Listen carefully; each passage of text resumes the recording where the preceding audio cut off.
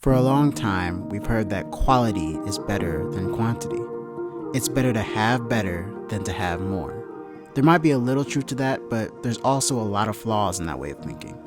Most of the successful artists throughout history were known to have tons of work, from Picasso's tens of thousands of paintings to Prince's legendary vault of thousands of songs.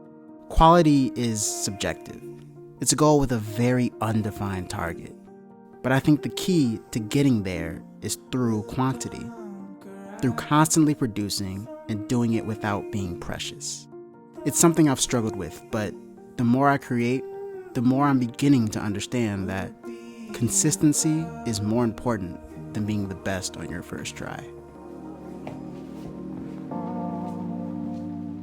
Quality is something that I think all artists and all creatives tend to chase, but it's such a subjective term, and it's something that's kind of unreachable. And I think that what most of us are really saying when we're saying that it's not perfect, you're looking for something that is probably not going to be achieved, or by the time you do achieve it, it's going to be too late. You've already missed your chance to put something out like that. In contrast, what I believe is that once you learn a skill, once you learn how to create something, you should learn how to do it as fast as you can. That should be your next step.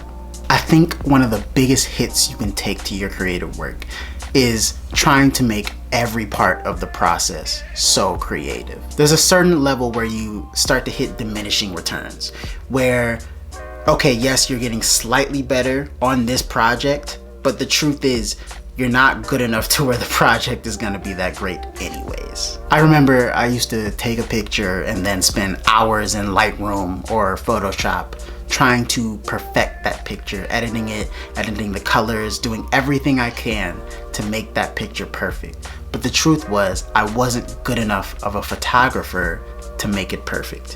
What I really needed to do was make it good enough and then move on to the next project so I could get better at my skill, so that I could do things faster, so that the next time that I go into Lightroom, it'll be much easier because I'm a better photographer. I think most creatives have a romantic idea of what it means to actually create. We think it should be like a stroke of genius whenever we make our art. In actuality, I think it's more like an experiment. Treating each project like it's just something you want to try out takes away all of the pressure. Some of your experiments will fail, but failure is part of the process. If you're too afraid to fail, then you just remain the same. And instead of failing once, you erode over time. There's a reason most musicians will have like 50 songs that don't make the cut of their album. Making a large quantity gives you choices. It lets you pick the best of the best and not just everything you could come up with. I believe that if you just focus on showing up and creating, even when you're unmotivated, even when your work is bad, you'll not only fall in love with the end result, but you'll fall in love with the process too. I think so much we can get so caught up in the quality because the truth is, we're not making enough. When you don't make enough work, you feel like everything that you do make, you have to put out.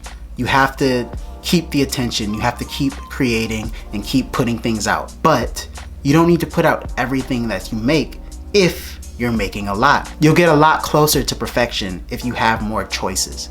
You can choose from the best of the best rather than what you could just do in the moment. I mean, think about it this way. If you create something every day and only one of those out of every week is a good idea, then you still have 52 great projects that you can put out in a year. That's a pretty solid return on investment. When I first started making films, I would feel like each idea I had needed to be perfect. And then, when it wasn't, I'd take a long break and wait for inspiration to strike again before repeating the process. You have to stop thinking that every idea you have needs to be good. In fact, most of them will be bad. But if you do them fast and figure out your system, you'll get better every time. Eventually, you'll feel like your worst work is still better than the things you used to spend weeks on. It's tempting to get stuck in the hole of trying to make one idea work, but the best thing to do is finish it and move on to the next. You'll get better and maybe even be able to come back to that idea later. Stop worrying about perfect and be satisfied with good enough, with the best you could do with what you have. one day, your version of good enough can become a masterpiece. As creatives, this can seem so counterintuitive. It feels like everything you do should be a precious masterpiece. But the truth is, most masterpieces are just the culmination of a bunch of terrible work that finally became something that was good enough to the artist, but good enough to that artist was amazing to the rest of the world. Dissatisfaction is almost inherent in most people that create things.